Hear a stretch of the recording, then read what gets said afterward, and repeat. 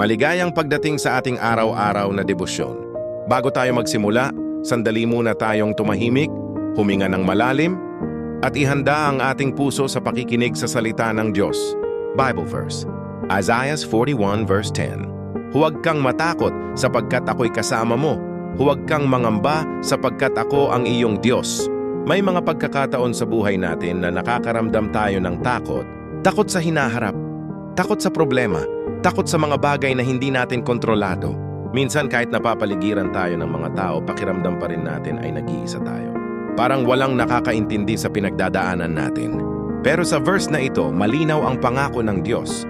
Huwag kang matakot, ako'y kasama mo.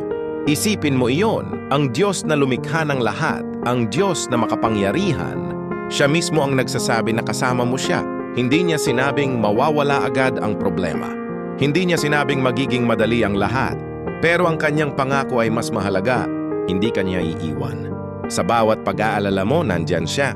Sa bawat luha na pumapatak, nakikita niya. Sa bawat takot na bumabalot sa puso mo, nararamdaman niya. At kahit hindi mo siya nakikita, kumikilos siya sa likod ng mga pangyayari sa buhay mo.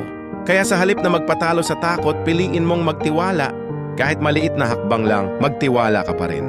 Sabihin mo sa sarili mo, hindi ako nag-iisa, kasama ko ang Diyos. At sa bawat araw na haharapin mo, dala mo ang katotohanan iyon, na may Diyos na nagmamahal sa iyo at hindi ka kailanman pababayaan.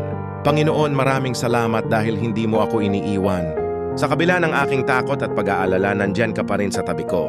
Inaamin ko na may mga pagkakataon na ako'y nanghihina at natatakot. Pero sa oras na ito, pinipili kong magtiwala sa iyo. Tulungan mo akong maramdaman ang iyong presensya sa bawat araw. Palakasin mo ang aking pananampalataya, lalo na sa mga panahong ako'y nagdududa. Ikaw ang aking Diyos, at sa iyo ako kakapit. Hindi ako matatakot dahil kasama kita. In Jesus' name, Amen. Kung ikaw ay napagpala, huwag kalimutang mag-like, mag-subscribe at ibahagi ito sa iba. Magkaroon ka ng mapayapa at pinagpalang araw.